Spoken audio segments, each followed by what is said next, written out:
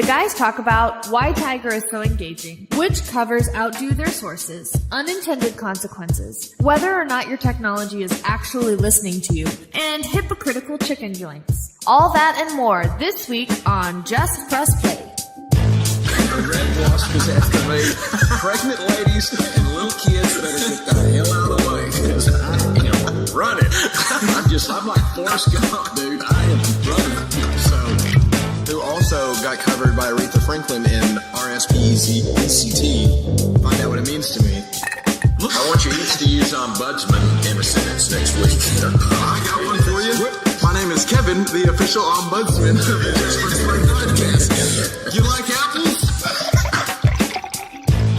All right, so we are recording. It's another Just Press Play podcast. We're recording on Sunday afternoon, and guys, I got lost in some preseason football like at the end of last week, and then Tiger made a run. I mean, and then I spent a weekend out at the lake. It's been a hell of a weekend. It's funny what this time of year does. It's kind of like NBA Summer League for fans, because you're either your quarterback comes out and throws like a good, like Saquon Barkley runs the ball. His first carry goes for like 39 yards. Looked amazing in the Giants game against the Browns. So then automatically fans are like, woo, our first pick is going to be amazing. We're good. Yeah. Everything's fine. But then if a guy like has a bad first game or something, you go, it's preseason. Guys, it's not even real football yet. And it's just one person who is just in mid-season form already is Mr. Skip Bayless, and he is fired up about my Cowboys.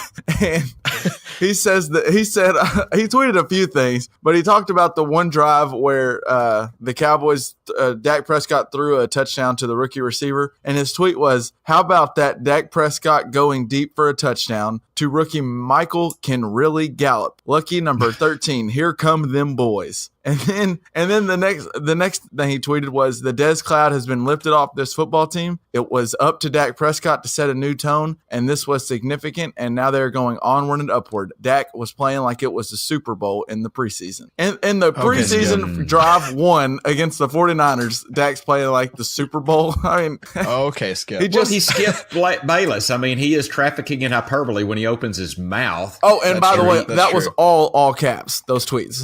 Because Skip Bayless only tweets in all caps. He's obnoxious. And the fact that he likes the Cowboys sometimes just annoys me. Makes me almost not want to like the Cowboys. and I think I'm going to I'll save it for a little bit because I want to get to our best and worst. But I do want to. I think the Cowboys already missed their window, and I'm upset with the Cowboys. I'll get to that in a second with y'all. But let's go ahead and go on to our best and worst. And I think my best could kind of go into maybe your best, Dad. One, because it is about golf, and your best and worst tend to have golf in them sometimes. But so not only did Tiger, I didn't get to watch as much because I fell asleep during it, but Tiger made a run today at the PGA Championship. But that's not my best. My best is, did y'all see how he showed up to the PGA? He always shows up in his Sunday red, but today he showed up in a backwards hat and some sunglasses, and he looked like the 40-year-old dad who just bought the Bowflex for the first time. I mean, he was looking fresh. And I thought Tiger's got this thing wrapped up. I saw that on Twitter this morning about, 10 a.m. And I thought, Tiger's got it. It's over. And he came up short. But so my best is just Tiger sporting the backwards hat. I'm going to put a picture up on the show notes. But it was funny. That's funny. Dad, okay. And then, so I don't know what your best is. I know you watch some of the golf, but just what's your best and worst or best of the week? Well, my best does have to do with golf, but it actually has to do with fantasy golf. And I will tell you that golf really is a good fantasy sport. You know how basketball, I don't know if they play the same number of games each week. I don't think baseball same way. I don't know that they lend themselves as much as football. Football is a once a week occurrence. Right. It really totally lends itself to fantasy play. Well, me and my buddy Big Head Doug, we like to play a little fantasy golf tournaments. And essentially what we do is he gave me the first pick this time. I took Justin Thomas. He took Dustin Johnson. Anyway, and then you just pick till we each get 5 players. And all you do is just add up their scores every day. -1, -1, even, and add them up. And so, but my best is, so it's a very easy way to play a fantasy game. It's quick, easy, fun to bet on. And I kicked Big Head Doug's butt. I mean, I took him to the woodshed and whooped that ass bad. And here's the thing. This is the only way I can whip him in golf. I mean, it's in a fantasy world. That's the only way. But I did whoop his buttocks. Well, I will say, one, I do agree with you. I think one thing that we talked about what's in better shape, NBA or NFL as a league and different stuff like that. And that's one thing the NFL has over the other leagues is that once making fantasy football so easy. We were just talking about this with Kelly the other day. She texted us in a group message, and she might start a fantasy league because it just makes it more. It's a way to get involved with 10 to 12 other people, and it's easy. It's easy enough to do. I mean, sure. I spend way more time researching it, probably to a fault. Like someone who doesn't do any research can be just as good. Like Kelly is just as likely to be as good as I am. And she should not take our advice. Now. She should just play. She should go the opposite. Bizarro advice. So she can just sit there, and now on Sundays when she goes or when she's flipping around, she might watch the Broncos and Raiders on Sunday night because she has Derek Carr or something. Like just it's a whole nother reason to draw fans in. And I think the NBA and MLB can't bring in the same. NBA fantasy is getting better, or getting bigger and more prevalent, but it's just tougher to keep up with. You got to set your lineups every single day. You got to drop and add. I think that's a good point. Day. I feel like because like the fantasy league started in baseball with rotisserie baseball. Mm-hmm. That was the first fantasy league ever, and that we know of. I'm sure in all of time ever somebody's thought of this, but that was how it came to be known as rotisserie leagues in baseball. Exactly. That's why you have like Roto World magazines and stuff like that. Mm-hmm. But it feels like the NFL is really easy for new fans to get into football through fantasy. And I feel like for longtime fans, it's not as fun. Like I feel like for a lot of people, I mean, not as an objective truth, but I feel like for a lot of people, being in fantasy, at least for me, feels like, well, do I pick a Raider? Because I hate the Raiders. And so if I pick a team that I don't like to root for and now I have to root for their wide receiver to do well, it just like, I feel like it muddies my enjoyment of the sport. But for like somebody that doesn't really have a team or anything, I think it's just pure enjoyment. Whereas like fantasy baseball is really good for the in-depth fans that have been there for, 15 years watching the game. And so I think you've got a point of new fans come in through fantasy football, but no new fans probably come in through fantasy baseball. Well, I do want to say this, interestingly enough, I'm a Cowboys fan. I don't think that's news to anybody, but I will gladly lose my fantasy matchup for my Cowboys to win. So if I got somebody going against the Cowboys that I need to do well to make me win fantasy, I mean, if they can do well and the Cowboys can still win, that's fantastic. But I'd rather my team win. I hate doing that math in my head saying, well, Amari Cooper can get 2 touchdowns now, which is great, but no more than that. I feel like that takes away from my just pure enjoyment of, especially in a particular situation of watching like the Broncos beat the Raiders. But then like I have like this like kind of nagging like, well, but I want somebody to do a little bit better. So I totally agree, but I also feel like that still is a little bit difficult. But so I guess to put a bow on what I agree. I've not done fantasy golf, but that is what lends the funness of fantasy. And I've done different FanDuel or DraftKings leagues with NBA. And it's just the fact that with golf and with NFL, you set one lineup, let's go for the week. And there you are. And then you check in on Monday, Sunday afternoon for golf, check in and see, add it all up. Did I win? No, yes, whatever. So, and so that's easy to do. It gives you a reason to watch. So now on Sunday, if you're watching, today was fun because Tiger's making a run at Brooks Koepka. But even if it's not, if it's just whoever's in the lead, you're still watching and you're still you looking at you and Big Head Doug's teams and you want to see who's winning. And so it gives you that, it pulls you in. And and it's easy to keep up with, I do with LJ brings up an interesting point, and I like that of the what it brings to different fans. Like for us who have a team first and then we have our fantasy team, which a lot of people are this way. And I know I'll sit there and watch games with my buddies and Davey will be like, well, I need the Cowboys to win, but I'd really like them. I'd like Phillip Rivers to throw 3 touchdowns on us or something, Yeah. And so we are at torn where someone else comes in and they don't care at all. They just want Derek Carr to throw for 7 touchdowns, and And so it is interesting to me. LJ,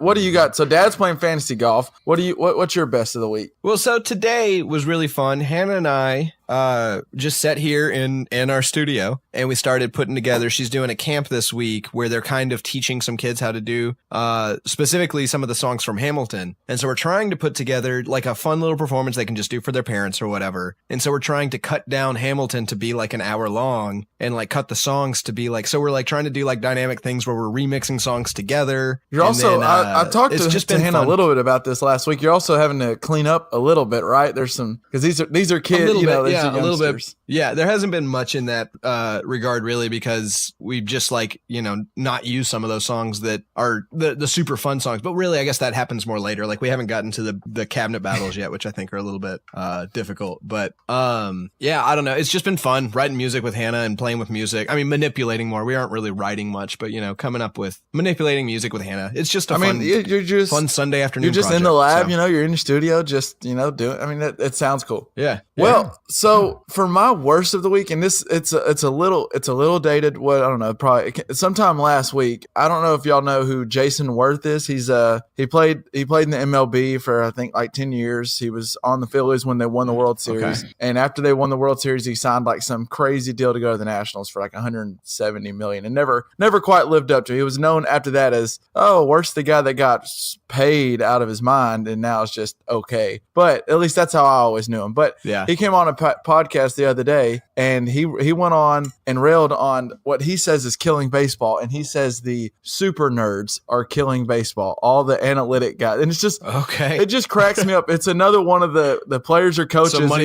They're like, they come in here with all their numbers and their projections, and they're killing the game. They're making it to where it's just computers out there. Why don't we just go put laptops out on the field and have them play against each other instead of players? They're making baseball boring. Okay, and it's just it reminds me of, was this John Gruden? That's what I was going to say. It reminds me of John Gruden. What it reminds me of, it's always, no one likes the guys who, someone's going to come around and they're going to kind of revolutionize how things are, and they're going to be really smart. And no one likes that young guy who's the young smart whippersnapper who might be better than you at your job, because they don't want to buy into it because no one likes him because he's better than you. You realize that's the hot shot that's taking my job. That's who's about to do what I do better than me.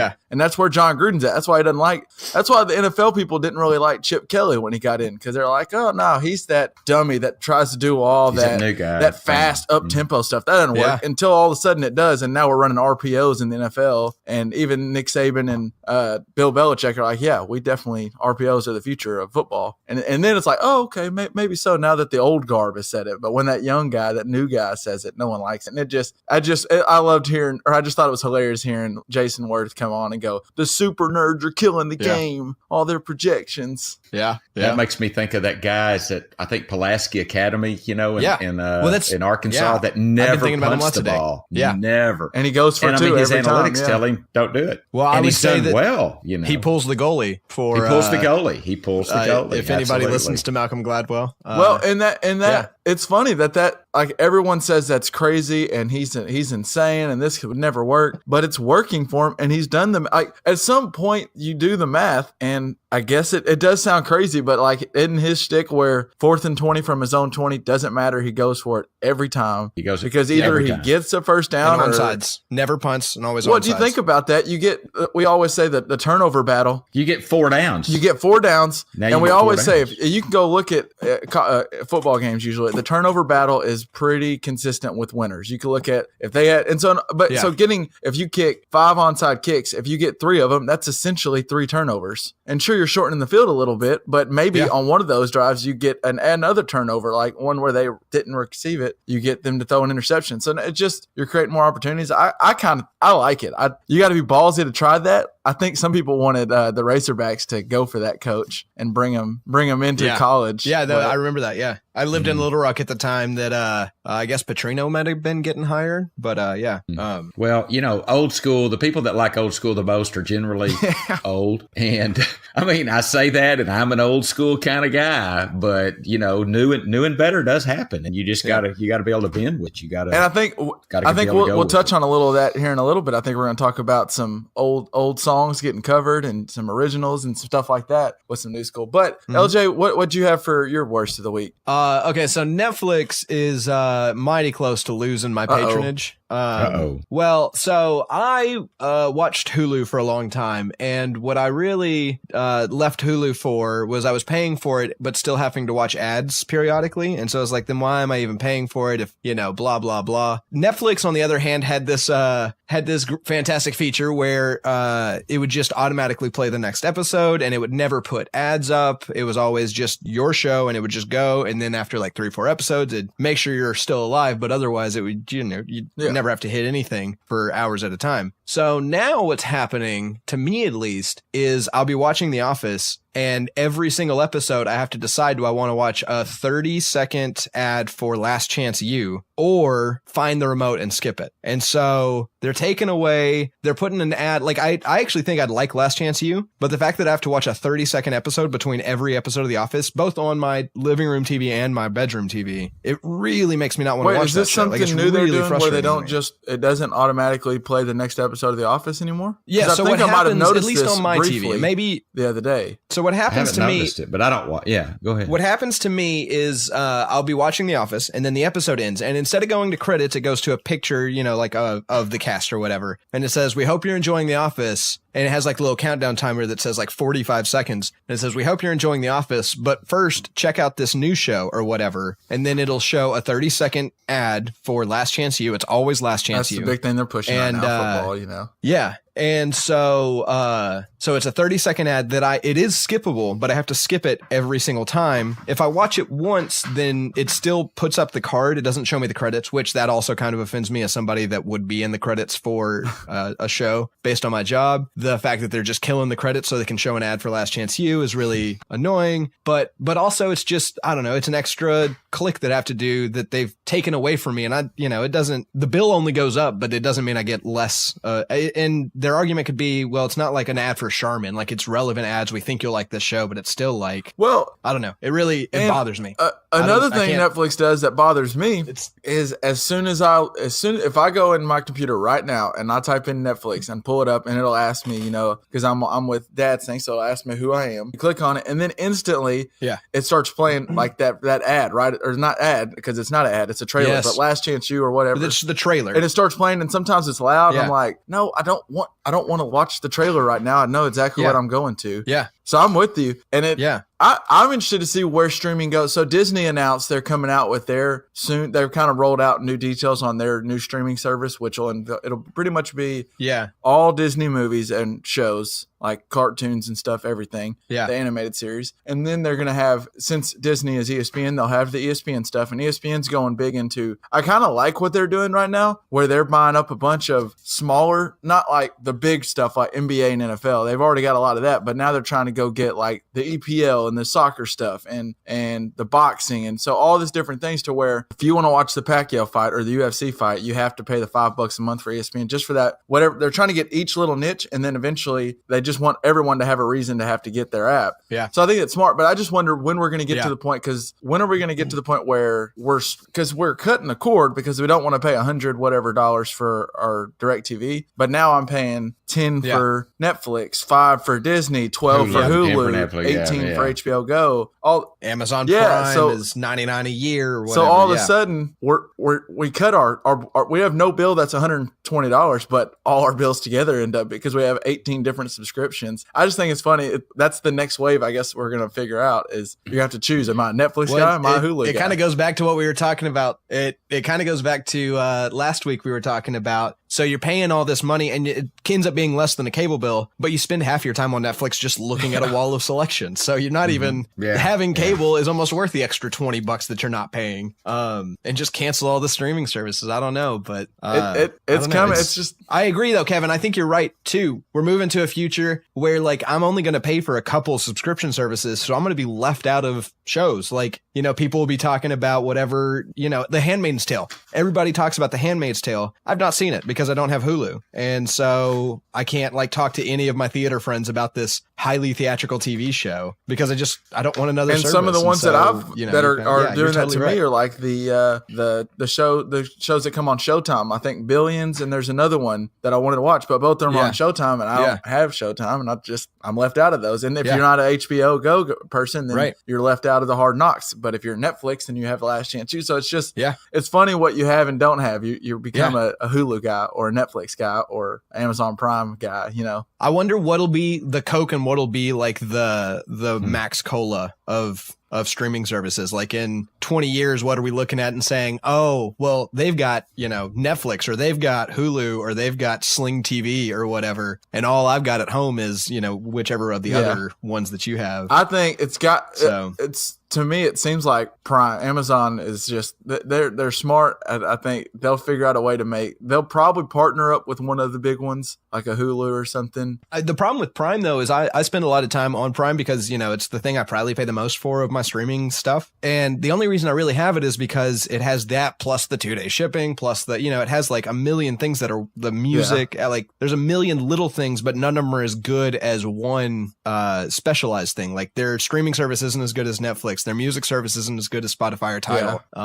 You know what that sounds like? What's that? That sounds like Walmart is what it sounds like. I mean, it is the internet's Walmart. They've got a little bit of everything, but none of it's the great stuff. And that was like Kmart before them. So Amazon is the Walmart of the internet. The common analogy that goes around here in Chicago is that Amazon killed Sears because they are just an updated Sears is literally all they are. Amazon is the Walmart of the internet. I mean, yeah. We're getting long-winded on best and worst. Dad, you got a worst of the week? Yeah, mine is, and it's a little bit of a downer, but it's also related to cancer. I don't know if you noticed, if you watched any of the PGA Tour, they were all wearing yellow ribbons today, and all except Tiger was interesting, and Tiger wore a yellow ribbon on Thursday, I believe.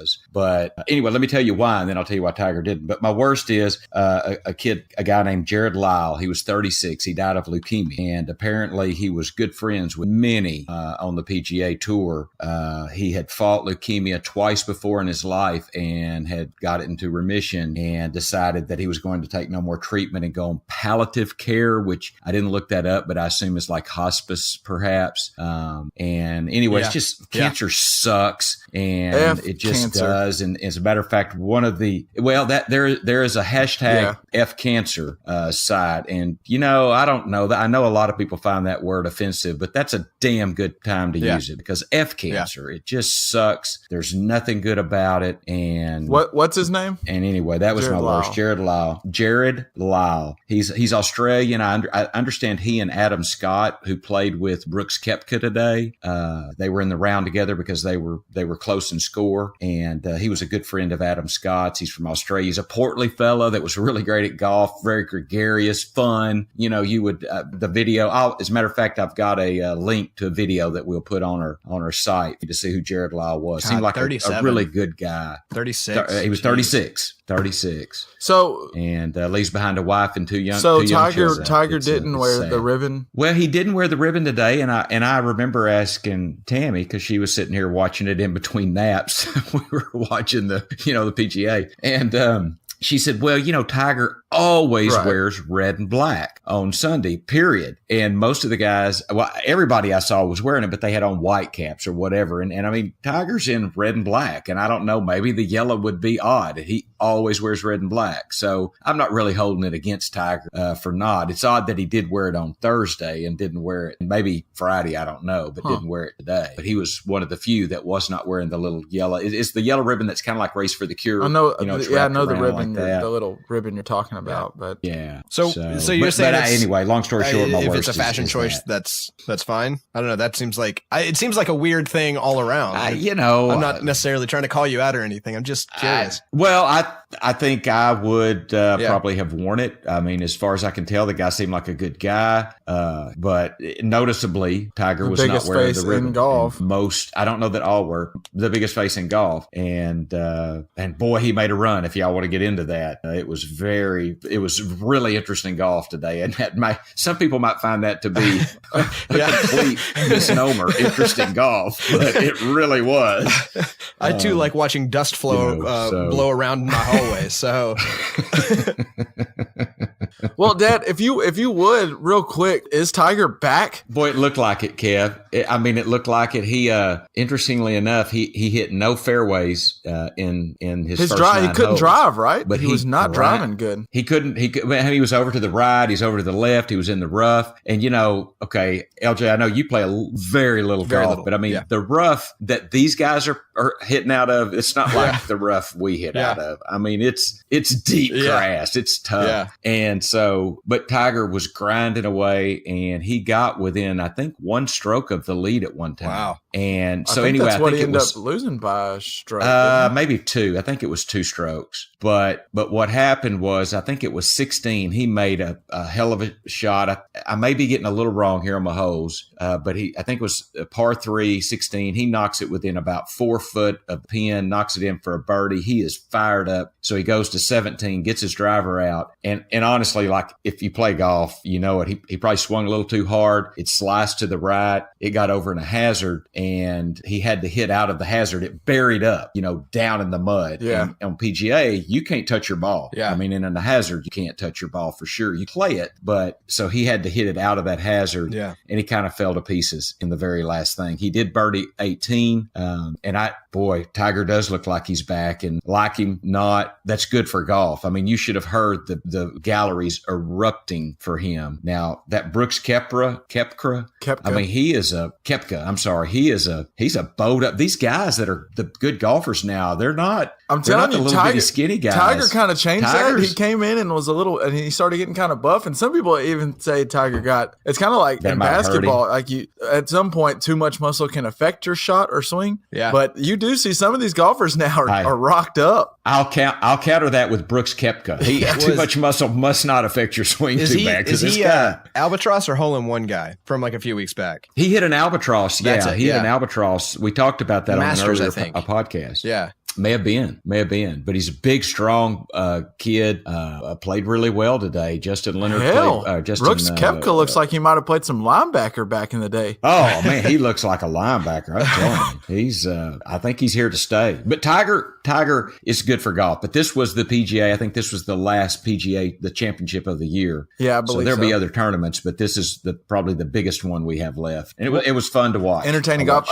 It's just more entertaining when Tiger's at least in the run for it. He doesn't have to win. Is Tiger so engaging? Is Tiger so engaging just because he's so good, or is there like it's also the comeback story to it a little bit? Like it's one just how good he was because there was a comeback. Well, LJ, he was so good. I mean, he was knocking Jack Nicklaus's records out left and right, and we're like, oh my, this kid was amazing. And I do think his race brought I think he's multi-ethnic. I think he had an African American father and an Asian or Polynesian mom. Correct.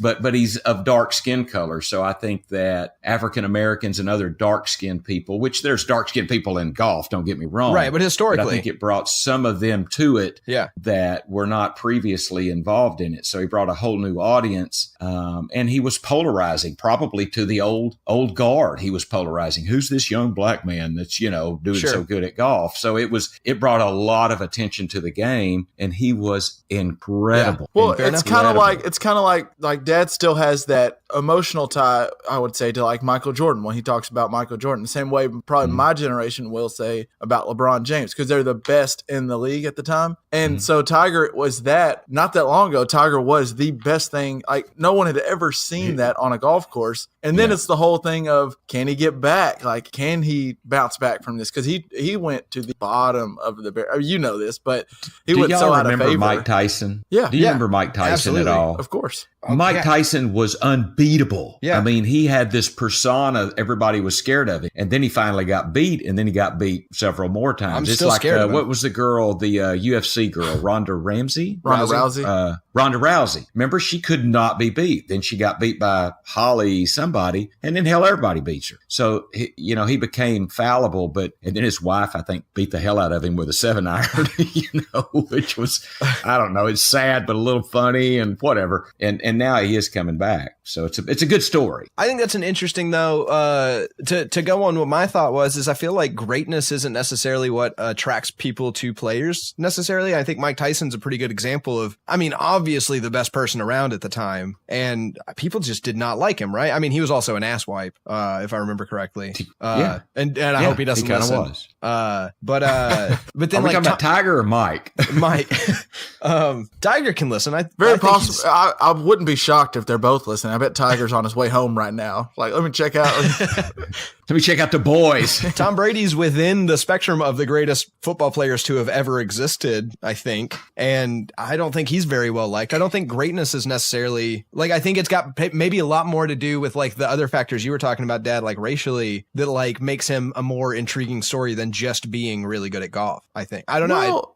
But he was really good at golf. Absolutely. I mean, he was like a generational talent. Absolutely. Say you don't think Tom Brady's that well liked, but I mean, there's the Tom. I maybe as a human being, people don't know or like him, but that's a fair point. I'm really close to football, and I'm very distant from golf, so I'm looking at him from two different vantage points. So you're probably Tom Brady's still polarizing. There's the truth, like the Tom Brady banged the table. He is the best quarterback ever, and it's even turned to I'm not even a Patriot guy, and I still am like Tom Brady is the best thing I've ever seen at quarterback. I just feel like public perception has more to do with like Deflategate and stuff like that. As false as I think Deflategate was, I think that has more to do with public perception of him than Super Bowl rings, maybe. I don't know. And again, I totally different vantage point than I have with golf. So that you've got a fair point to even mention that. I don't know. I will say, I think Dad brings up, I think a lot of it was just his Tiger's greatness at golf that makes him so polarizing. But then I do think he brought a whole different fandom to the game that thought, because it's just like, I mean, there's just three white guys talking about it. So I don't know for sure. But at one point, if you turned on golf, if you were a younger black kid, you turned on golf, you just didn't see anyone that looked like you. Well, and now all of a sudden, not only do you see someone that looks like you, but you see the person that looks like you is dominating, like beating people by 10 strokes. And it wasn't that long ago. It wasn't that long ago that a guy that looked like Tiger Woods wouldn't be allowed on a golf course either. So I think we're not that far away in history. Yeah, right. But that's why I think he was so polarizing, because I mean, what was golf? It was kind of a bunch of middle-aged white guys. I mean, that's what it was. Yeah. And so I think there was some of those guys that probably resented this young black man coming on and beating them at their own game. Yeah. So he polarized them, and then a lot of the people of color loved him because he was beating the middle-aged white guys. So he brought a lot of people's interest to the game, whether they hated him or they loved him. He also had that Jordan-esque, Kobe-esque thing where like he just had that look on his face, like I'm just about to dominate. I'm like, even when he was losing, you still felt like he was about to come back, and it was like the golfers he was going against on Sunday even thought, shit, Tiger's about to come back and beat me. Yeah, and it was just, and then he did it. Like he looked like he would do it, and then he did it. And now he's falling off. Fourth quarter Tom Brady. Yeah, it's just now you want to see if he can get back. At least that's what I want to see. Yeah, me too. Yeah, first place on Sunday needs to be scared again. That was good. I agree with that. So we ready to?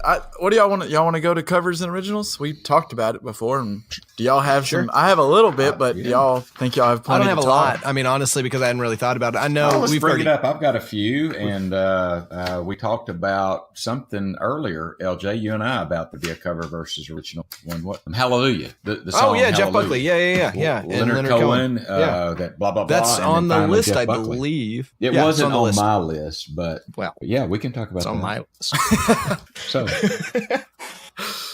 So a subject that we brought up months ago, we're going to discuss or whatever. I don't know. Come on, host. I was seeing if y'all were ready. God, you're going to get a damn pay decrease if you don't start working a little harder.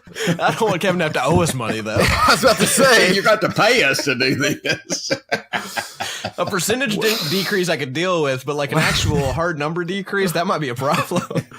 So a topic that we touched on a while back ago, and we wanted to get on some more, and it ends up getting shoved to the past because we think of something else to talk about that's more relevant time wise. But it's covers and originals, and it's I think what we kind of touched on before were some of our favorite covers versus originals and what makes a good cover. I just wanted to. It seems like to me, Jimi Hendrix is like when I just like Googled around, like if you just type in covers and originals, it seems like Jimi Hendrix Hendrix and All on the Watchtower pulled up a lot. Is that what, in your eyes, what's the best cover of a song? Do y'all have one? I will say that I would agree that probably All Along the Watchtower by Jimi Hendrix, which was a Bob Dylan song, is probably the best cover that was better than the original. And I can tell you another person that agrees with me, and that would be the writer of the song, Bob Dylan. I've not talked to Bob myself, but I've read several times that Bob Dylan agreed that Jimi Hendrix version of All Along the Watchtower was the saison of which is an artist that took a long time. This is another thing that LJ and I were talking about.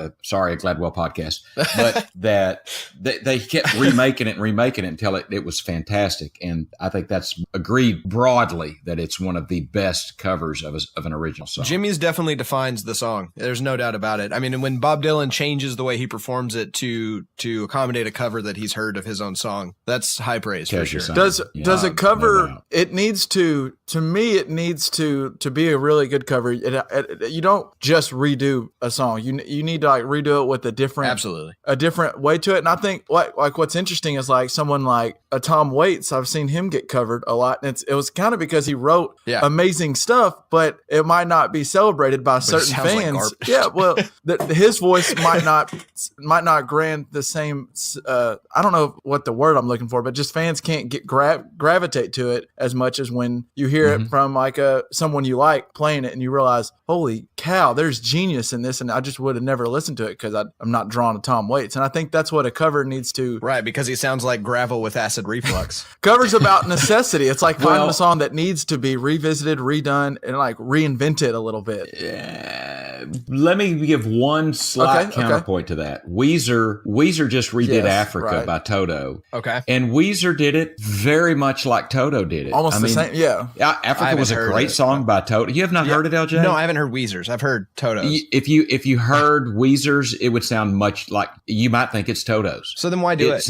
Well, I think that's a fair point, but it's a really good song, and they redid it. They didn't try to overdo it. Sometimes you can overdo. I do think that I'm with you guys that if you're going to cover an original, put some twist to it. Do it, arrange it a little differently. I would say my caveat is if your goal in covering a song is to get it to a wider audience, but I don't think you can get a much wider audience than Toto's Africa has. I mean, it's an internet meme right now. It's one of the most popular songs to have ever existed. So I feel like Weezer covering it didn't bring it to a new audience and didn't, I mean, I haven't heard it, so I don't know, but probably didn't bring it to a very new audience and also probably didn't do anything new with it. So it doesn't seem like there's a point to doing that. This is coming from someone who is not a musician, and I'm not talented when it comes to singing or playing the guitar. But if I'm a musician and I want to, when you're going to cover a song, to me, that's you paying tribute to a song that you loved, that you found beauty in, and you want to bring it to your fans how they would hear it in your voice. So like you're trying to bring that Toto song, like maybe if the fans that didn't reach before, you want to redo it and show people this is a beautiful song, and you want to bring it, like El just said, you want to bring it to more fans. Yeah. So I think Toto or Weezer just doing it the same way doesn't really do it justice. Like, well, don't do it. If you're not going to try to put your own spice on it, I don't see why. Unless it's like a B-side from Robert Johnson or something that like people rarely listen to, then I absolutely can get behind the idea of you just doing the song to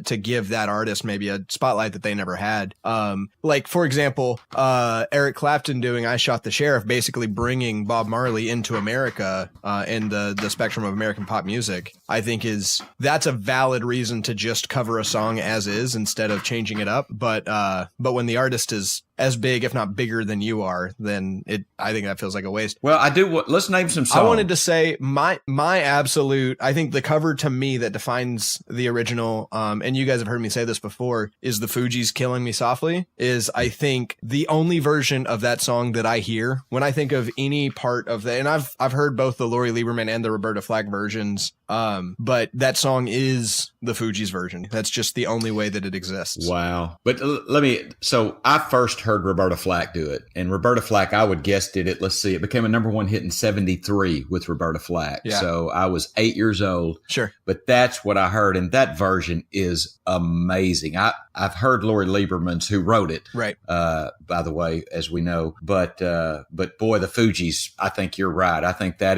defined the song. And I to talk about what we were saying, I mean, Lauryn Hill lending her beautiful voice to anything is just a gift. But then the way that they produced that song, where it was just Lauryn Hill and a drum track and a Wu-Tang sample every now and again, the bam, bam, bam, bam, and that's it. That's the whole song. And then Wyclef yelling in the background, which we could do without, but whatever. But it was just those 4 elements, and that really, I think, showed the poetry of that song and really showed the beauty of it, and it like let it shine in a new way. And that's why I think that is such a valid cover and a good reason to cover. Super interesting note on that song that I had, and I've said this wrong for years. Lori Lieberman says it was born of a poem she wrote after hearing Don McLean sing "Empty Chairs." I always thought it was him singing "American Pie," which could delineate a lot of people's lives. Yeah, but it was in fact his song "Empty Chairs" that Lori Lieberman wrote that song about. That killed her softly. So that killed her softly. So what's another one, Dad? What's one for you where the cover kind of defined the original or just changed the way you view? Like when they took over the song almost. Well, I mean, I don't know how many people would feel about this, but "Big Yellow Taxi" that the Counting Crows did, that was a Joni Mitchell song. Yeah. If you've ever heard Joni Mitchell, it's a different song. And Joni Mitchell wrote it, but she was a folk artist of renown. Yeah. Back in probably the early 70s, late 60s. Yeah. And I would say that version of it is pure early 70s folk. Like it's just fun, it's light, but it's powerful and has a message. But I agree with you. Counting Crows made that song, in my opinion. They nailed it. They killed it. It was so fantastic. So I've got several more to talk about, but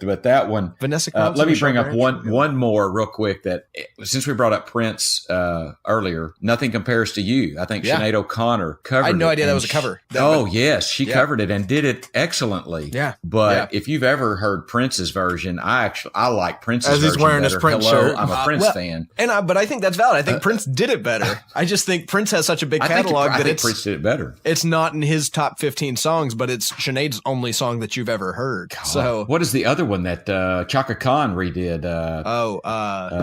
"Feel for You." Is it "Feel for You"? I think so. Which is a Prince song. I mean, Prince is, the preeminent artist of my life. Yeah. I will say that, because Led Zeppelin, who would almost be in that conversation, they were a little early in my listening-ship. Yeah. Prince was the preeminent artist of my lifetime so far. Yeah. But anyway, I don't want to get stuck on that. But I wanted to say "Nothing Compares to You" and "Big Yellow Taxi" are two that stand out. I've got one more we're throwing out that's not, I don't think like it defines the original for the mass, but I think for the three of us it probably does, is and this is a throwback to the guy that we're saying might be the best cover artist of all time. Jimi Hendrix wrote the song "Little Wing," and then Stevie Ray Vaughan's "Little Wing" is maybe the best song ever written. It's just, and with no words, it's just beauty. That is the second one I have listed on my list. I agree. Stevie Ray Vaughan killed "Little Wing." Just killed it, and it amazing, and no words, right? Jimi Hendrix, there were lyrics to "Little Wing." I don't know "Little Wing" with lyrics, really. No, I know Stevie Ray Vaughan's it's a version. 6.5 minute guitar solo as far as I'm concerned. A cover that I recently stumbled upon, and I think it's well known, so y'all may have already heard this, and Jolene by Dolly Parton's been covered a lot. Like if you just type in Jolene covers, there's like Miley Cyrus, there's like a list of the top 20 Jolene covers, like different renditions, but the White Stripes performed it. I don't know if it's so good. It's like in a rock version. Really? And that goes back to what I think me and LJ talked about. Okay. Where it brings that into a rock genre, into a whole different fandom of group. And like you hear it, and it blew my mind. Yeah. I thought I kind of had the look y'all had. I was like, White Stripes and Jolene, that's weird. So I pressed play on the YouTube video, and my gosh, it blew me away. Yeah. Jack White and the White Stripes. You know what? Incredible. Yeah. Jack White's in my top 5 artists of any medium. He may be in mine, LJ. He is absolutely incredible. He's a genius. And while you're saying that, I have to say, do you know he wrote "Fell in Love with the Boy"? Yeah. That Josh Stone remade so soulfully and so cool. Yeah. And I like Josh Stone's version better than the White Stripes, but but that's one of those ones where her slowing it down and doing it just a little bit differently, a little bit simpler, it let the poetry shine in something that felt frivolous when Jack White sang it, and then when you just let it work, then I agree with that. She found the song. I think she found the song. Well, and I think where you're getting that terminology, I don't think we've mentioned it, have we? Or did we mention "Hallelujah" by Jeff Buckley? We have not mentioned it yet. That's Leonard Cohen wrote one of the most amazing songs of all time, and I don't care unless Jeff Buckley's singing it. Hallelujah is by Jeff Buckley. Just the intro guitar is iconic to that song to me, and that's a Jeff Buckley creation. And Dad, I don't know if you've ever listened to Malcolm Gladwell, but the story where they talk about really that, who Malcolm Gladwell. He's an author. I think you'd like him. I've been reading him for years. I don't remember who introduced me to Blink, but it's an amazing stroke of luck, as you'll learn if you listen to that episode of that podcast. But it's that song is so iconic, and the Leonard Cohen version, I bet most people haven't heard it because it's just not. It's just not. Yeah. Jeff Buckley found when you the hear song. when you think of try to put your eye, and maybe you can kind of LJ, but if you're in the shoes of the person whose song is getting redone, is there ever a feeling like, why the hell did you think that my song needed fixing or changing? Like, do you think there's ever that, or is it just? I think is there ever just like, is it all just that's awesome until the paychecks roll in? I think until the paychecks from royalties. So that's definitely a big factor. But I would say artists are more ego driven than paycheck driven. At least it seems to me. They're great ones, or at least great ones are. And that's not always true. There are some really great paycheck motivated artists. But anyway, I digress. I would say that like when the first cover rolls in, or you first hear the cover of your song, you probably think, wow, that's amazing that I've affected somebody in that way. And then when Jeff Buckley's version actually makes money, you have two choices. You can either think, and I think they both happen, you can either think, screw this guy, that was my song, you ruined it, and I don't understand why people like this garbage. Or you can think, I can't believe that somebody turned something I did into something this amazing. And I bet both of those happen. I bet you go through cycles as you listen to that, as you age. Well, don't you think an artist, I think an artist should be happy if their art helped encourage an art that may be even better than theirs was. You know, if they got someone's creative juices flowing to a level that Buckley's did that made something that's enduring, that would stroke my ego. I would think so. But then I would also, I know some artists that are very protective. Protective, I think, is a very good word, where it's like, it's kind of like somebody took their kid and put makeup on it, and now everybody's saying the kid's beautiful. And it's like, this kid was beautiful the whole time. Like you're wrong to try to make it up into something. You could consider Jeff Buckley's Hallelujah as a bastardization of Leonard Cohen's, 10 years in the writing of a masterpiece that had so many evolutions. And he just made it soft and pretty and cut out a lot of the more difficult stanzas and stuff like that. So I could see where Leonard Cohen would be like, that you've taken something that I've worked my entire life on and just prettied it up and then presented it and said it was yours. Well, not that he ever said it wasn't. Leonard Cohen's, I like LJ saying, I think musicians, like athletes, there is ego driven where they want to be the best. And when I don't know, like I'm not saying Dolly Parton's mad at Whitney Houston for redoing I Will Always Love You, but when you look at that song, I think part of you might be upset that when people go, let's search I Will Always Love You on Spotify, they might be more apt to click Whitney Houston's than Dolly Parton's. You're like, no, that's my damn song. And hers, I'm sure, comes up first. I bet it comes up first on Spotify as the Whitney Houston version. I knew it as Whitney Houston, but Dolly Parton was amazing. Dolly Parton did it right. Oh, it was amazing. But I didn't even know. I had never even heard. But Whitney Houston's was more. Whitney Houston's was more amazing. I had not heard the Dolly Parton one until LJ compiled a little list, so I didn't have to go searching through stuff. And I was like, oh, this Dolly Parton's the original one? And then I listened to the Dolly Parton one. I was like, wow, this is fantastic too. I will say, so on Dolly Parton, she was such a caricature of a person by the time that I was old enough to know who she was, that I didn't trust that any of her music was any good, but she was just famous for, a multitude of other things, ample other things, I guess we could say. So I never trusted her as an artist and didn't really get into listening to her until about a year ago. And I'm just blown away by her talent and her songwriting ability. Like Jolene that you mentioned is such an amazing song that I would have never listened to had I not just accidentally happened. That's kind of funny. I'm in the same boat, I think. I didn't realize I was in the same boat, but I just Dolly Parton was just like, she's just famous and I don't know, she might be good, but I think it was just kind of, if you liked her, you liked her. And I just never really listened to her. And then all of a sudden, the Dixieland Stampede is. And then all of a sudden I listened to her, I was like, oh my God, this is an amazing song. I think I like the Whitney Houston one better, I was like, oh my goodness. Yeah, I agree. But well, I mean, what's not to like about the Whitney Houston one? yeah. God, y'all had me thinking of another song when you were saying that I wanted to bring up. But I've got to mention a couple more, and that it's not the one I was thinking of. But Bold as Love, which is a Jimi Hendrix song, and John Mayer. I didn't know that was a cover. John Mayer did it right. John Mayer. Yeah. That was a Jimi Hendrix song. Wow. Yes, it was. Bold as Love. Yeah. And John Mayer kills it. Hard to Handle by originally Wilson Pickett, covered by Maroon 5. Okay. I didn't know Excellent song. Go listen to some Wilson Pickett sometime. All right. Oh my God, that is some good stuff. Wilson Pickett would be a contemporary of Otis Redding, sitting on the dock of the bay back in that time period. And then I've got to give one last shout out to the best cover album of all time, in my knowledge. Oh, I know where you're going. It's Underwater Sunshine by the Counting Crows. Oh, and that's not where I expected. Okay. What they did is it's Underwater Sunshine, or what we did last summer. Yeah. And what it is covers. The most prominent one on it is Amy by the Pure Prairie League. Yes. Which needed no help. Yeah. But there's others, and it was local bands, I believe, in the San Francisco scene, that because Adam Duritz and the Counting Crows had a platform, they wanted to cover these songs to help give these artists some publicity. And read the liner notes of Underwater Sunshine. It was one of my favorite albums of all time, and it's basically an album of covers of obscure bands that the Counting Crows knew from the music scene in San Francisco that they chose to put out because they had a platform to get it out to the masses. I got a couple more that I can throw out there too. Friend of the podcast, Joe Cockers, with a little help from my friends, was a Beatles cover. Shout out to Joe Cocker. I mean, the Beatles version is Joe Cocker. By God, Tupac covered sampled some Joe Cocker.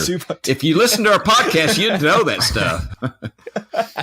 But the Beatles with a little help from my friends is a great song. The Joe Cocker with a little help from my friends is just a banger. It's an outstanding song. And then Somewhere Over the Rainbow by Brudda is Israel Kamakawiawo. I know who you're talking about. I can't say his name. Shout out to LJ for trying. But that is, an amazing cover of a song that I just really don't have any context to care for because, what evidence, whatever. But that version of it just touches me in a way. Is there a song and I'm asking you this off the top of your head, and I don't know if y'all have one, have y'all thought about this at all, but a song where you didn't realize it was a cover, and then when you went and listened to the original, you realized, oh wow, this song didn't do the original justice. Like the original is just better than the cover. Ooh, good question. Like you went back, because some of these that you proposed to me, I didn't even realize was a cover. And some of the ones y'all are throwing out, I'm like, oh, I thought that was the original John Mayer did. I didn't realize there was a cover. Well, okay, so we've already mentioned it. The Nothing Compares to You by Sinead O'Connor. Right. Didn't know it was a cover, but when I heard Prince's, it was like, okay, well, never mind. Sorry, Sinead. But so you heard, time out. You heard Sinead O'Connor's first? Yes. And then you heard Prince's and still liked it better? Absolutely. Yeah. That's unusual. Usually you like the one you hear first. So. I agree.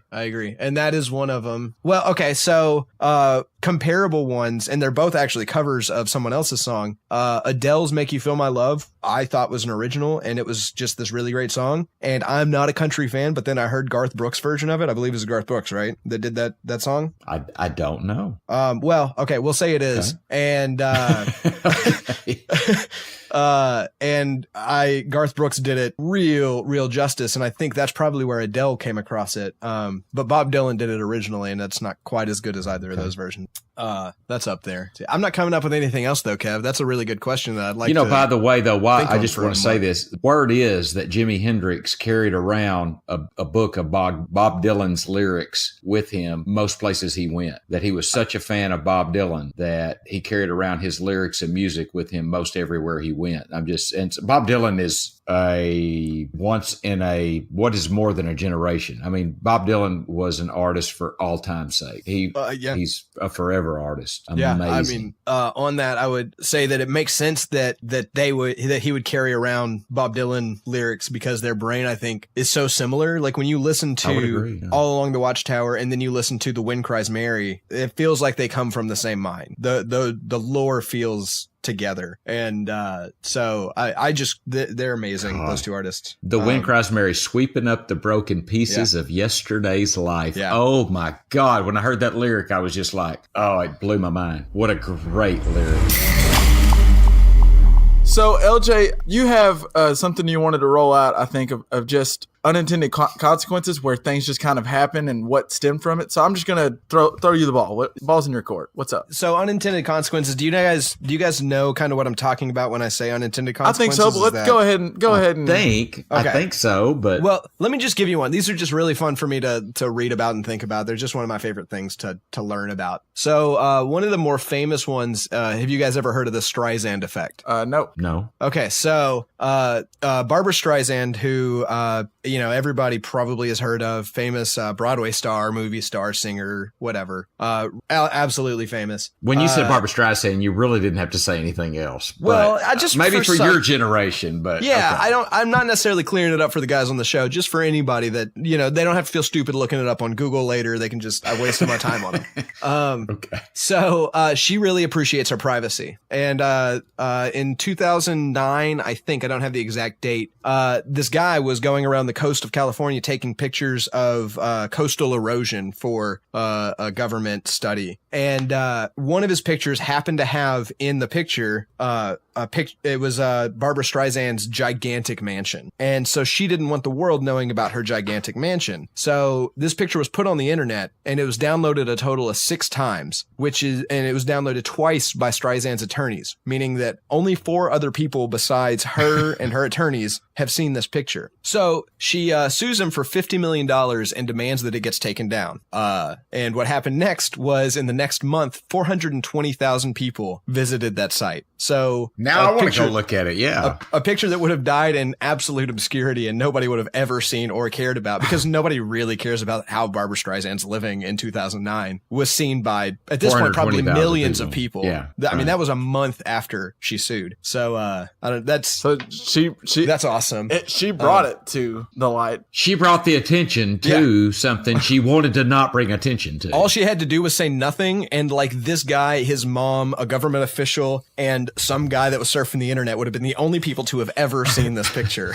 And turns out, no. I think another fun one is so Airbus wanted to make this super quiet plane so people could sleep better while they were flying. And so it turns out they made this plane so quiet that you could very clearly hear every conversation, every baby crying, and the toilets from any seat in the plane. And so they actually had to pipe in sound to make the plane louder so people could relax. Because it was too quiet. It was too quiet. There's this thing called the Cobra effect where, and this one is not proven that it actually happened, but it did actually happen in China with rats, but the Cobra version of it is a more interesting story, so it's worth telling. So cobras are a problem in colonial India, which England is in control of at the time. So the UK government sets up a bounty for dead cobras. And so as you would imagine, people start killing the cobras and bringing them to the UK government. There's no way this could go wrong at all, except for people started breeding cobras for the bounty. And then the government found out about it and they decided to disband the program, which meant that cobra breeders now had all these worthless cobras. So they just let them go. And now the cobra problem becomes worse than it was before the program started. Jeez. A couple more. So Mao Zedong, you guys know who Mao Zedong is, but for the listeners that you don't know, okay. So for the listeners and other people who don't know who Mao Zedong is, was a leader of communist China back in the early days of communist China, and he had this program called the Four Pests, where it's open season for rats, flies, mosquitoes, and sparrows. The idea was, let's wipe them all out. And sparrows were on the list because they eat all the grain. They just eat so much grain. And so, they basically wiped out the sparrow population in all of China. And it turns out that sparrows also eat locusts, which eat all the grain and all of the plant and leave nothing behind and just ravage. And mass starvation happened in China and the population lowered greatly. And yeah, it was a terrible, terrible program. Wow. Unintended consequences. Absolutely. Yeah. I'm getting the theory of this. Yeah. Yes. And then the last one I found that I really, really liked is, so back in the 90s, I believe it was, Americans decided that CEOs get paid too much because the median wage is, I think, 20 times what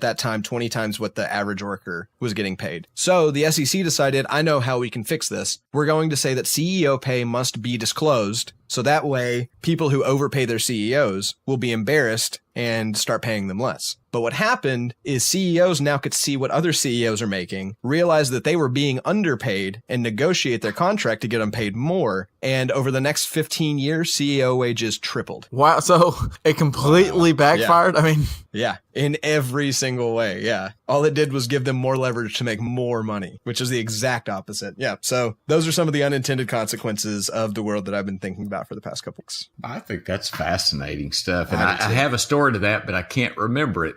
Just go walk into another room real quick. I'll remember it maybe you'll remember it and then come back. Yeah. Maybe no, this somewhere. Is not one I remembered in another room. It was one I remembered. I will, and I will tell it in a future podcast. Stay tuned, listeners. This is the second week in a row that you're giving us super teases here. Quit teasing me. Dude, I'm just good at my job. Stay tuned. Yeah, listeners. But at some point, so you have to. You have to bring it. You can't keep promising these things and not coming up, or I'm just going to leave you. Okay, well, remind me what the other one was I teased about. So it was an amazing idea that you were going to remember. It was a great idea you had in the bathroom. Oh yeah, that one still escapes me. I think that was going to save the world an amazing amount of money. Oh Lord, I'm working on that still. What got me thinking about these unintended consequences is it turns out Smokey the Bear is the reason that wildfires are so bad these days. No, wait, why? Because some wildfires are natural, and it's a good way for the wildfire. I mean, for the fires. The forest regenerates actually. Yeah, and it clears out some of the overgrowth and turns it into fertilizer. Yeah, yes, and turns it into fertilizer for the rest of the plants and to grow it better and for the animals to live better in those bigger plants. Well, so since Smokey the Bear was telling us, do prevent forest fires at all costs, the undergrowth in American forests began getting worse and worse and worse. And now it's to the point that if a wildfire stops, it is not impossible to contain, but impossible to contain with any reasonable amount of time.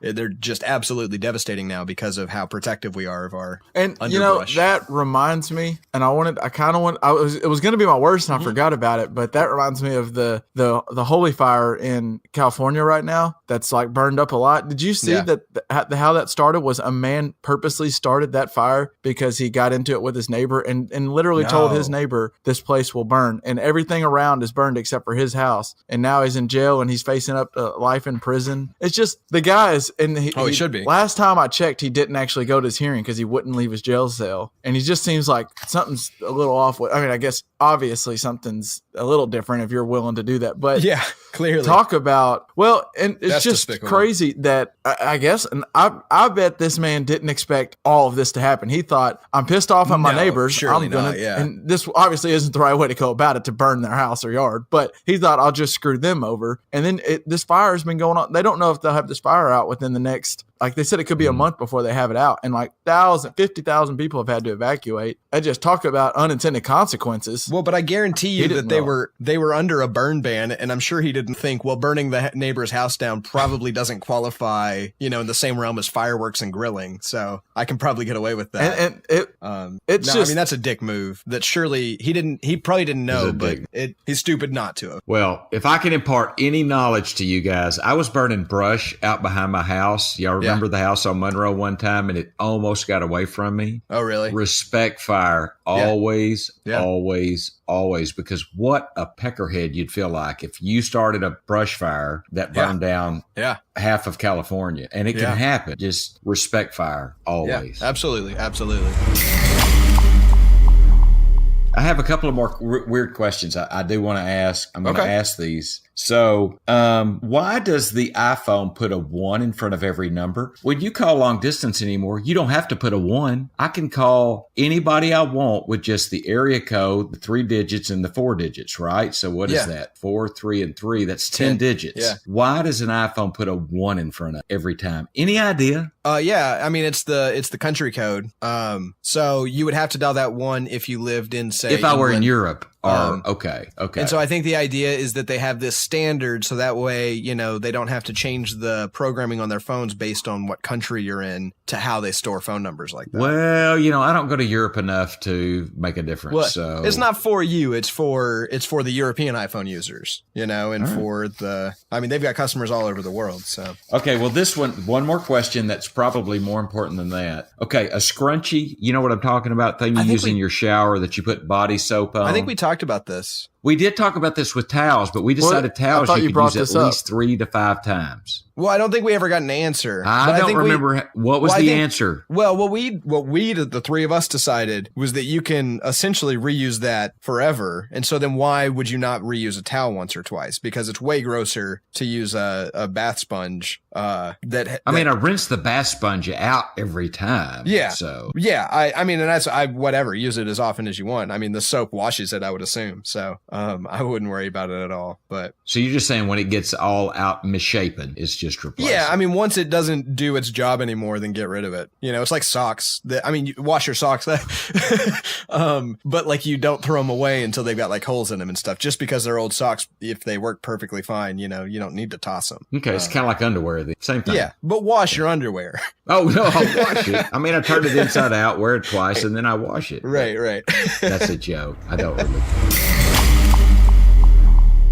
So normally I'm the one here. Conspiracy Theory Kevin comes out, and I'm the one that brings up my wild theories. But Dad, I'm hearing. I think you gave me a little brief rundown the other day. But you have a theory of your own. Do you have Are we being listened on by Big Brother or something? I hope it's better than Kevin's. I hope it's not like Flat Earth or something. I've never been the Flat Earther. Hold on, but dinosaurs aren't real. But. Go ahead, Dad. Go ahead. Oh, my God. Okay, so I'm listening to, go guess. Can anyone guess? A Malcolm Gladwell podcast. And he's talking about what's called parapraxis. And parapraxis is when you, for instance, Elvis sang "Are You Lonesome Tonight" 1,000,000 times. And 990,000 of those times, he could not remember the talking part of the song. And that's called, he called that parapraxis. It's something you should know. You've heard a zillion times, but for whatever reason, you forget it every time. It's like Kirsten and Kristen to me. Those are names that are very difficult for me to remember because they're so similar, yet they're different. When I'm writing down customer, I always write costumer and then think, I know costumer. I know Stop this. spelling it wrong. Yeah. So to prove his point, he brings up an artist named Casey Bowles, Kacibolls, Casey Bowles. And she has a song about her mother, and it's always somebody's something. And it's a great song about how her mom was a daughter and a mother and a lover, but she was never her because she was always somebody's something. And I heard this song on this. Sounds like a great on song. this podcast. Oh, it is. So you have to listen to it. We'll put it on the website. I can send it to you. I'll put it on the collaborative list for sure. But so I thought I really want to listen to some Casey Bowles. I want to see what this is about. So that was probably over the weekend, and Monday I've got Spotify on, and Spotify comes up and it'll play, it'll pick songs for me in my genre that I like, right? And I hear a song that comes on that reminds me of Casey Bowles, and I think, oh yeah, I need to write that down. And I look up the Malcolm Gladwell thing on his website, and I see it's Casey Bowles, somebody something, and I look on Spotify, and what is playing right now is Casey Bowles, somebody something. And I'm like, that is freaking me out. That is freaky. Okay. Are you serious? I was just fixing to look up this singer and what song she sang. Because this song reminded you of it. Because this song reminded me of it, and it's that song. So my conspiracy, are they really listening all the time? Are they listening to us all the time? I mean, probably, yeah. But I think you went quickly on that. Yes, they probably are all the time. I think they are. I mean, I don't know if Spotify is, but the NSA sure is. Somebody is. Okay, so I've got a question that might help shed some light on this. What kind of playlist were you listening? Like, how were you finding this music? I was just doing my Spotify. It's a daily mix or whatever. No, it wasn't a daily. Yeah, but it was just songs you might like, based on what I listened to. So, and to hear a country song is not out of line for me, which is just kind of a country tinged song. All right. So, people who like Malcolm Gladwell, do you think there's a fair chance that you're within the norm of those podcast fans? I'm very intellectual and deep. You're a reader. I'm a reader. Read books, which is a big part. I'm being a little facetious, but yeah, probably I'm in the genre of people that would like Malcolm Gladwell. Yeah. So my thinking is maybe enough people that Spotify sees as similar to you in taste, because you probably have, a lot of people that have similar taste to you that also are intellectual, like pensive music. I know you had your pensive playlist. And have similar taste to you. We're over the last, few weeks or whatever, looking up Casey Bowles, Always Somebody Something. And therefore Spotify thought, well, if so many people are into her all of a sudden, maybe Liff is too. Like, let's throw it his way. And if he doesn't like it, cool. I think that's possible. I'm not saying that means that they're not listening to you. They very well might be. But I think that also makes sense that the algorithm that they have probably can find new music that you might like based on people like you. Well, but what you're implying, LJ, is that it was somewhat random, right? In a sense, yeah. They weren't connected other than the fact that people that like Gladwell might like this kind of music. Well, I think what probably happened is a lot of people in Gladwell terms, early adopters of his podcast and early adopters of they're early adopters in probably most things that they do. So they listen to his podcast, but they also probably look for new music all the time. And, they're probably a lot like you are in a lot of ways. And so they hear about this song, they start looking up this song, and Spotify has them profiled with other musical early adopters that happen to be into country music, that happen to be into pensive music, that happen to be in writing music, that kind of music. And you fall into that category. And since so many of the people that fall into that category started looking her up, that I bet a lot of non-Malcolm Gladwell listeners that fall into y'all's category also got that suggestion over the last couple of weeks, would be my guess. But what you're suggesting is it had nothing to do with the fact that I like Gladwell. It's just that the people that like Gladwell happen to like pensive music. Yeah, exactly. I would say, it's a coincidence that you happen to both listen to that podcast and want to listen to that music and then it just happened to come up on your playlist, but also not a huge coincidence. Like, it's something that makes sense for it to happen if you have like the bird's eye view and the algorithm is just trying to find music it thinks you like. Yeah, I think there's some coincidence, but not a major coincidence, not like a I will say to that, I will say I don't know when do podcast and Gladwell's podcasts have no timing. You don't have to listen to them when they come out. So I could have listened to it 3 months after it came out. And the weekend I listened to it, the Monday that I go and just put, here's some music you might like on Spotify. Yeah. It comes up. That it was still amazingly. I think that what I'm implying is that you would have gotten that suggestion whether you listened to that episode on time or not. And I'm also suggesting that it's possible that you might have, found, because Spotify's into podcasts now too. So they probably, know what kind of music Malcolm Gladwell listener listens to, and they might know that you're a Malcolm Gladwell listener. But they wouldn't, because he uses Apple Podcast and Spotify. They don't. They're not even linked. But I bet your music choices over the months are at some degree influenced by things that he talks about on his show. Like recently, after his Jeff Buckley show, within 6 months or so, once you found his podcast, you then listened to different versions of Hallelujah, I bet. Yeah. And when he talked about country music, and he was talking about what's his name that we were just talking about, the King of Sad or whatever, Bobby Braddock. You probably listened to songs written by Bobby Braddock pretty closely after that episode came out, and so they might have even tagged you as, this guy probably listens to Malcolm Gladwell because of bigger timing. Question: is this a good thing or a bad thing? I wanted to go question real quick.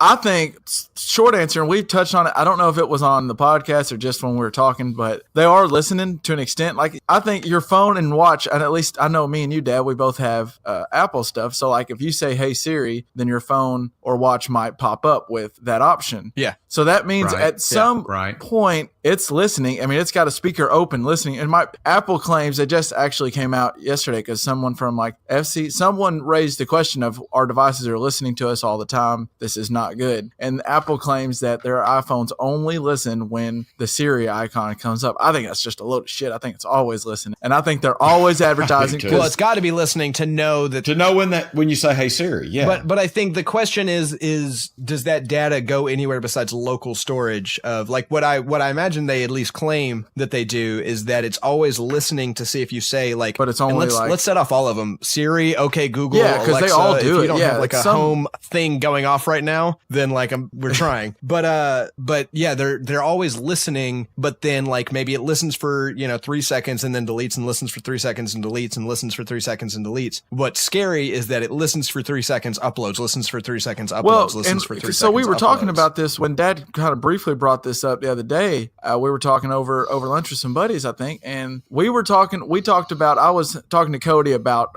selling and renting houses. He kind of will sometimes try to get like sell a house or rent it out or redo it. Him and his parents will redo a house or something. So do some flipping. Yeah. Sure. And then not long after, I'm scrolling through Instagram and I get a Zillow ad talking about renting houses and I find the perfect house in your neighborhood. It just so happens to be the day after we were talking about renting and selling, even though I wasn't actually looking, but it just heard that keyword and all of a sudden Zillow pops up. I think they are listening. Now, what Dad says is interesting. I think you were about to get on it, LJ. At least we're going to get advertisements either way. At least they're tailored specifically to me, I guess, right?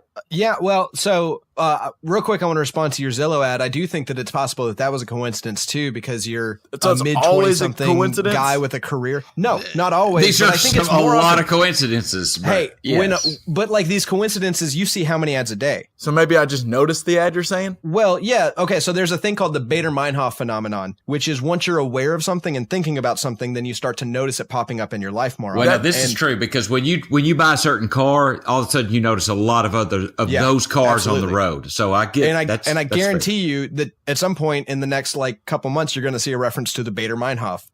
Right, because now we notice when we see it, like it actually. So what I'm saying is, you were thinking about houses, but also you might be getting these ads. You see millions of ads a day, and I mean probably not millions. That's probably exaggerating, but probably thousands of ads a day. I mean, I wouldn't be surprised if you think about like TV ads and radio ads, websites, and whatever. Yeah. You see so many ads a day, that if something is a 1 in a million chance and you see thousands of ads a day, it only takes 1,000 days for you to have a 1 in a million chance happen. So it's really not that surprising that could happen to you. So I'm saying it could be a coincidence. I also think it's possible that they're listening because, you just have to control really hard to find out. Like I did see one thing where a couple without a cat started talking about cat food at the dinner table and then started seeing Facebook ads for cat. And then, there's no other reason to think that they like cats besides if you're listening.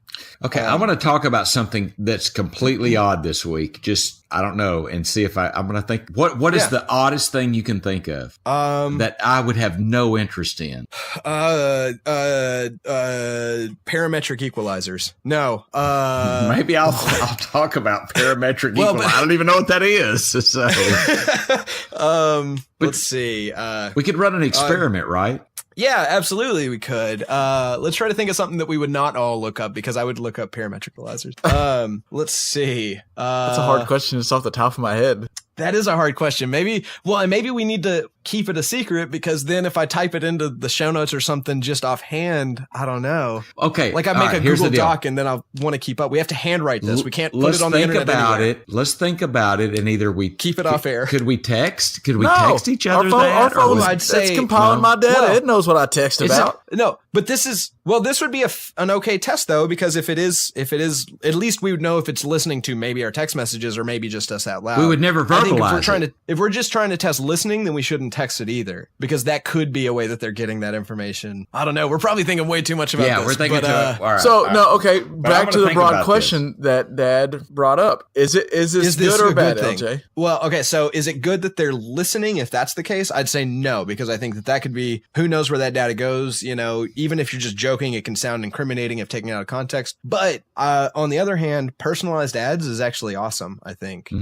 because, it's good for the company and good for the customer. So therefore it's good for the economy. If I'm finding out that this thing that I didn't know existed, but is perfect for me because of, whatever I look for on Google or whatever. And it's like, oh, people who are interested in X and Y probably really love Z. And then I find out this thing exists, and I mean, that's awesome, right?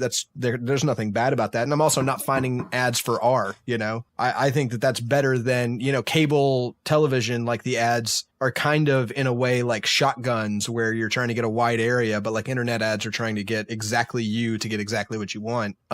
So, I mean, I think it's worth more money to get the information to get you the personalized ads than we take for it. I think we're not customers of Facebook. We're products of Facebook that they sell. And we get nothing out of it, but I would say I like personalized ads. I think that's a better system. But it does what? Thoughts? So I agree with personalized ads to an extent, but I just don't like the fact like our devices know everything. It knows everything about me. It knows more about me than I feel like I even know. It knows my routine. It knows when I'm going a certain place. Yeah. It'll tell me on Monday morning, like, it's Monday. Here's 4 minutes to get to work. Or and it's random days. Like if I remember at one point we used to go to like something, I forget what the special was. It was either a burger special on Monday or maybe it was like a Wings Day special on Wednesday, but it knew Monday night. And it was like, it'll be 12 minutes right now to get to Applebee's. And I'm like, God, exactly what time and when I go to certain places. And then it tracks everything. I work crazy hours at different locations every week, and I'll still sometimes get like a notification of like traffic to Niles West High School. They just know I'm going this weekend or whatever. And so I guess, I think on one hand, it's like, it depends on who knows this. Like if this is being kept up with by people, like actual people are looking over this information, that's horrifying. We just saw the whole Facebook thing where they got in trouble with Cambridge Analytica and But I will say the other side though is my phone just telling me what traffic is without me having to ask is so cool. Like that is futuristic. Some and of awesome. It's really cool, but it just is part of it also is like, that's my privacy. It's what's it worth to you. Like don't be doing things you shouldn't be doing. I mean, I'm not. I mean, I'm old enough. I'm not, but it's also things can get taken out of context too. But what and that's another thing. Who are you to judge what I should or should not be doing? Yeah. Something that's not illegal might be immoral in some communities, and if say you went to a strip club and then your church found out, like that's not illegal. There's no problem with it, but it could get you into a fair bit of trouble in your personal life. Even though you technically did nothing wrong. And then also things can just get taken out of context. I think like, especially when we're talking about just listening overhearing what you're saying, it's not that hard to comb through an entire lifetime of conversations. And even if I've never said anything wrong, to find one sentence that you take out of context that makes me seem, racist or homophobic or any other sort of asshole. That's what I worry about, LJ, the most, because if you listen to me all the time, I don't think I'm racist or homophobic, but you take something out of context and I could sound horrible. Yeah. And especially if you're maliciously trying to do it. I mean, it's as governments get more oppressive, it gets even scarier because then you're that much easier to silence. All right. So I'm watching golf today, right? And there is a lot of Chick-fil-A commercials. Okay. What was today? Sunday. Chick-fil-A's. Sure. So here, it's kind of like Letterman used to do. Is this anything? Here's my question. So Chick-fil-A's not open on Sunday, but they'll advertise on Sunday. Is that anything? Well, that's my question. If I'm Chick-fil-A, I think it's really smart. If you're, I think LJ, maybe just where you were going, but it sounds like you're alluding to, we want what we can't have. So they're advertising it and making us go, oh, Chick-fil-A, and then you're going, shit, because Chick-fil-A never sounds as good except for on Sunday. It always sounds better. I want Chick-fil-A on Sunday all the time. And it might be it's kind of like LJ's thing where maybe there's other days that you wanted it too, but you just really take notice that you wanted it on Sunday because you couldn't get it. So now you're going Monday morning for lunch or breakfast, I'm getting Chick-fil-A. On that too, if you're sitting there watching golf, you're probably not going to go anywhere anytime real soon. Like you're kind of down for the day. So advertising Chick-fil-A is not necessarily, it doesn't matter whether it's open happen today or not. It's all about getting you hungry. But are you maybe also alluding to the fact that they won't do business on the Sabbath except for that's exactly what I'm alluding to. They won't do business on the Sabbath, but they will advertise on the Sabbath. I mean, that seems, is that anything? I don't know. It may or may not be. I don't know that doesn't seem, that seems a little hypocritical. It seems a little hypocritical to me. And I guess I'm asking you guys, does it seem that way to y'all or not? Well, I didn't even because somebody's think having to about work that. on Sunday. Somebody's going to have to work on Sunday to put that advertisement on. And I'm Right, watching and it's the probably not a PGA Chick-fil-A Tour. employee, but it's somebody that they paid to do it. So in a sense, they are It seems a little forcing hypocritical. somebody to work on a Sunday. Yeah, I mean, yeah, I think that's not a good thing to do if that's your belief system. I also don't care. Like, work on a Sunday. We're working on a Sunday. I mean, it's a hobby, but we're working. I don't Giving care. the people what they But- want. What Yeah, they absolutely. want. But if that's your belief structure, if you believe that you shouldn't work on a Sunday, then you shouldn't work on a Sunday. Business shouldn't be done on a Sunday, then that includes ad spots. Yeah. But you do agree, Dad. So it is Just be something. consistent. Are we agreeing that it's something? Then maybe I'm agreeing. We're on the it's a same little page. off. I Okay. didn't go I- y'all's route at all until y'all started to bring it up. I just thought it was smart advertising. I like your thoughts too, though, Kevin. I think that is, yeah. I think as Clever, as because a that is human, what we Chick-fil-A want what taste we is. want what we can't have, and on Sunday I can't have my damn Chick-fil-A. So I'm going. Yeah. Sometime this week, by God, I'm going to get a chicken sandwich for lunch now. I need a Chick-fil-A sandwich right now, like your ass. I mean that sounds horrible. Whoa. But anyway, yeah, I know that sounds horrible. But I would like a Chick-fil-A sandwich right now. I will say that. Yeah. It was. I haven't had Chick-fil-A in a long time. So Let's roll on to how we always end it. And I think, LJ, you may know this person. I don't know. But I have a fun what we're listening to this week. And it stemmed from, okay. I was watching I can't get enough of the Tiny Desk concerts. I know I sound like a broken record. Yeah. But ever since you showed that to me, I find like 4 more that I didn't realize were out there. And one new one that just came out, I think last week, was Mac Miller came on and performed his, like part of his album. Okay. And it was so cool. Yeah. I'm not like a crazy big Mac Miller fan. I like him, but I like when any kind of rap or something, like Tyler the Creator has one, and they did some of it on there too, on their Tiny Desk concert. But when rap puts like real instruments in there, and like he had like violins and trumpets, and it was amazing. But one guy, he had one guy playing the bass and also throwing in some vocals. And I didn't know, I just thought he was just a random person, but he introduces him as Thundercat. I don't know if you know who Thundercat is, familiar. LJ, but the guy comes on, and I just thought he was really funny and he was really good. And so I was reading, like, you can read the details of like the people that are playing with him. Yeah. Because I guess it's kind of like credits. Right. They'll tell you who all these people Right. were. They're like, Thundercat's done a million things. He's been a part of this band and some really well-known bands that you would probably know, El. But then he has a standalone album, and the song, I'll just put one specific, but Friend Zone by Thundercat. Okay. It was awesome. Okay. And the album is Drunk. Okay. It's just called Drunk. And that's the one he said, how Spotify would be like artist suggested. Yeah. And that's the one that he put up for like what you should listen to if you're trying to get into him. Okay. All right. And just to give you an idea of who Thundercat is, he's a guy, a big black guy, pink dreads. He was wearing in his Tiny Desk concert, he was wearing kickboxing shorts, like little bitty kickboxing shorts, and a hoodie with his pink dreads. It was just he's a weird looking guy, but man, he can jam. Yeah. Cool. I'm into it. So El, besides all the Tiny Desk concerts, I just get lost in on YouTube. What have you been listening to? So I just saw this show here in Chicago called the Fly Honey Show, and if anybody living in Chicago needs something to do, like, go see that show. It's amazing. But like my friend Robert sound designed it, and there is some 2000s R&B in there, which sent me down a road. And so over the past couple of days, I've been listening to Keith Sweat a fair bit, and Keith Sweat, there we go. yeah. So that's me. There's some Keith Sweat lately. It's a jam. That's what you've been Yeah. vibing. Yeah. Just Hey, I tell you what, you don't have to tell me songs. I got you on Keith Sweat. right. I got you. I got you. That's what's up. That'll be on the website. All I right. can put some Keith Sweat up on there.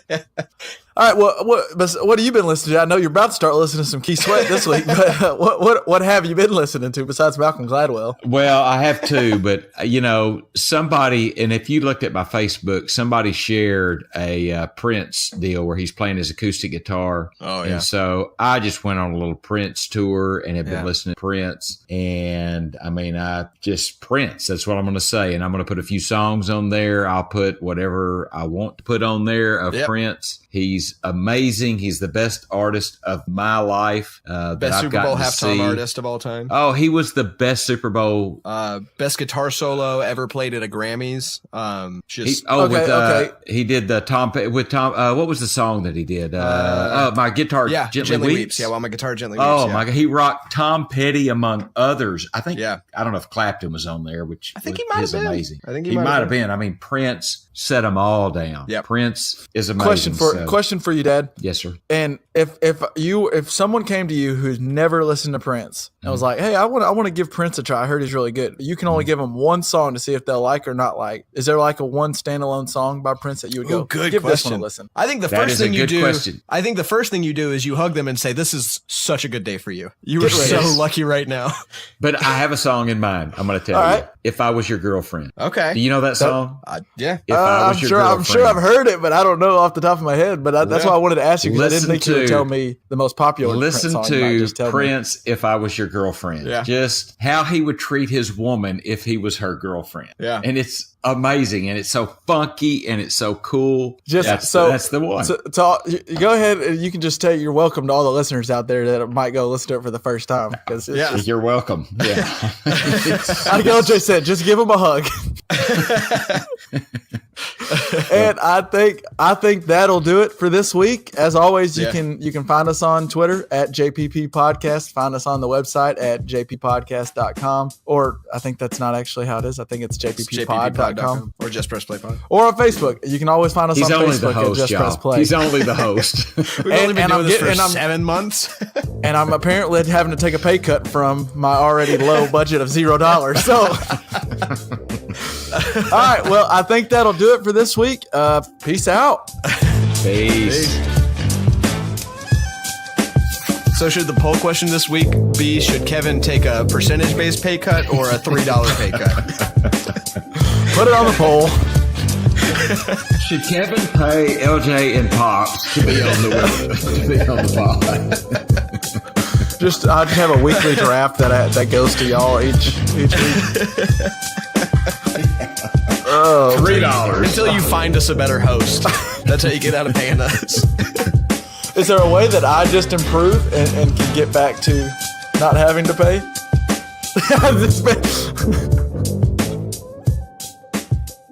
Any day now.